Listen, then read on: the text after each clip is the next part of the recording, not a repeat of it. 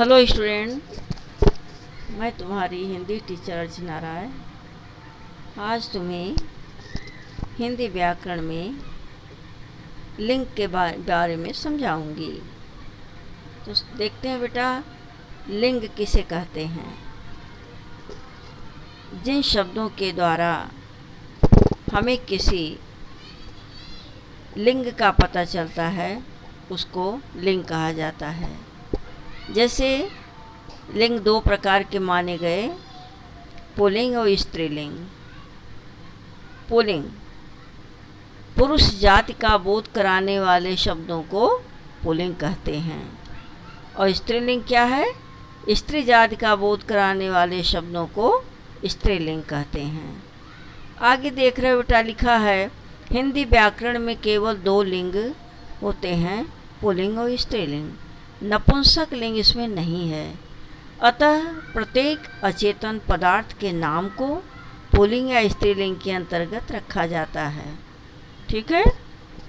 लिंग संबंधी दूसरी विशेषता बताई गई है कि क्रियाओं में लिंग के कारण परिवर्तन होता है। क्रियाओं में लिंग के कारण विकार होना। हिंदी में क्रिया के दो रूप माने गए हैं। देखो, जैसे पंडित पूजा करता है, लड़की जाती है, तो पूजा करता है ये बता रहा है कि यह पुरुष है जो पूजा करता है। जाती है क्रिया रूप बता रहा है कि कोई लड़की जा रही है, स्त्रीलिंग। ठीक है, तो इससे हमें पता चलता है। अब देखते हैं बेटा लिंग के भेद। लिंग दो प्रकार के होते हैं, पुल्लिंग और स्त्रीलिंग, जैसा अभी हमने बताया तुम्हें। ठीक है। किसी संज्ञा के लिंग की पहचान सदा सरल नहीं होती। प्राणीवाचक शब्दों में लिंग की पहचान अपेक्षाकृत आसान होती है। तो ये तुम्हारा सामान्य व्यवहार के आधार पर लिंग निर्णय किया जाता है। पुल्लिंग शब्द का कुछ नियम है। इस नियम को देखते हैं। जिसके अंत में अ आता है, प्रायः वह शब्द पुल्लिंग में आती हैं, जैसे मस्तक, वन, शिखर इत्यादि। कुछ अकारांत संज्ञाएं पुल्लिंग के रूप में होती हैं, जैसे कपड़ा, गन्ना, पटाखा इत्यादि है।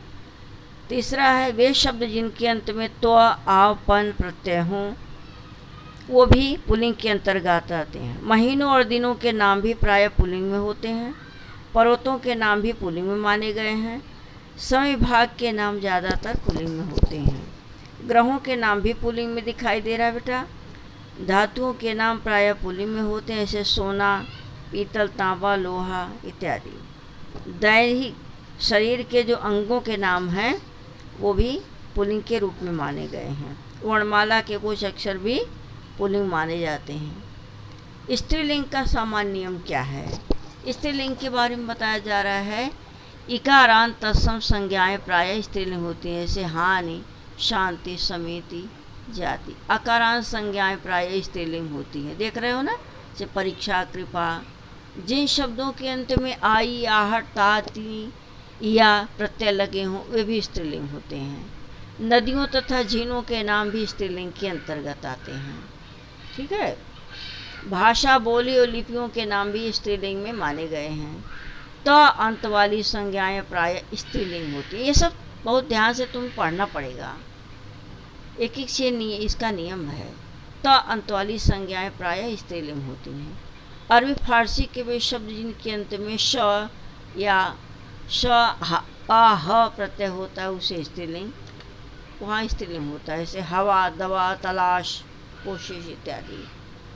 उसके बाद है ख अंत वाली संज्ञाएं प्रायः स्त्रीलिंग होती हैं, जैसे राख, भीख, सीख, भूख, कोक, ये सब क्या है? स्त्रीलिंग आती हैं। नकारांत संज्ञाएं प्रायः स्त्रीलिंग होती हैं, जैसे पहचान, जिसके अंत में न आए। पहचान, लगन, उलझन, ये स्त्रीलिंग के ये शब्द जो हैं स्त्रीलिंग के अंतर्गत में आते हैं। 10वां दे रहा है संस्कृत के अनेक पुल्लिंग और नपुंसक लिंग शब्द हिंदी लिंग में स्त्रीलिंग होते हैं। देखो, पुल्लिंग से स्त्रीलिंग बनाने का नियम है। देखो, प्राणीवाचक अकारांत या अकारांत पुल्लिंग शब्दों के अंत में ई लगा के बनाते हैं। शब्दों के अंत में अ या आ के स्थान पर इया लगा देते हैं। व्यवसाय सूचक शब्दों के अंत में इन लगाकर, जैसे लोहार है तो लुहारिन। चौथा देखो बच्चों, कुछ संज्ञा शब्दों के अंत में आनी लगाकर बना, जैसे नौकर नौकरानी। ठीक है। पांचवा है अकारांत संज्ञा शब्दों के अंत में नी लगाकर हम पुल्लिंग का स्त्रीलिंग बनाते हैं, जैसे ऊँट है तो ऊँटनी। ईकारांत संज्ञा शब्दों के अंत में इनी लगा के बनाते हैं, जैसे तपस्वी तपस्विनी, हाथी हथिनी। वान के स्थान पर वती, मान के स्थान पर मति लगाकर भी हम ऐसे बहुवचन इसका बनाते हैं, लिंग परिवर्तित करते हैं। धनवान है तो धनवती। आठवां है कुछ शब्दों के अंत में अक के स्थान पर इका लगा करके हम इससे लिंग परिवर्तन करते हैं, जैसे गायक है गायक, इसमें इका लगा दो तो गायिका हो जाएगा। ऐसे बहुत सारे शब्द हैं। कुछ संज्ञा शब्दों के स्त्रीलिंग रूप बिल्कुल भिन्न होते हैं। ठीक है। जैसे पुरुष स्त्री, पति पत्नी।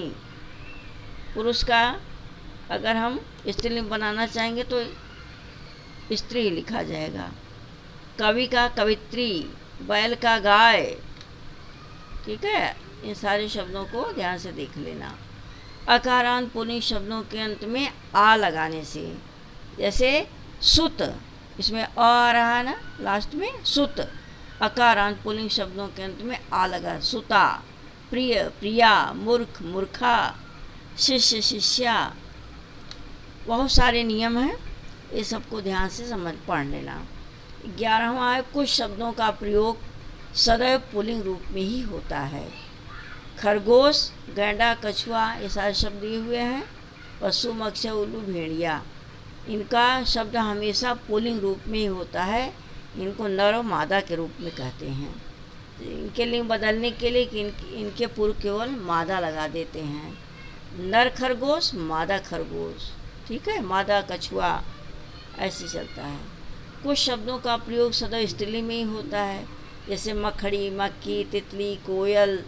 चाहे वो नर हो चाहे स्त्री हो, सबको यही कहते हैं। अंग्रेजी भाषा का कुछ नाम आया इस तरह से, वह भी उनका प्रयोग पुल्लिंग और स्त्रीलिंग दोनों में किया जाता है। ठीक है बच्चों। तो ये तो था तुम्हारा लिंग। हमने देखा लिंग किसे कहते हैं और लिंग के कितने भेद हैं। इसमें भी अभ्यास कार्य दिए हुए बेटा।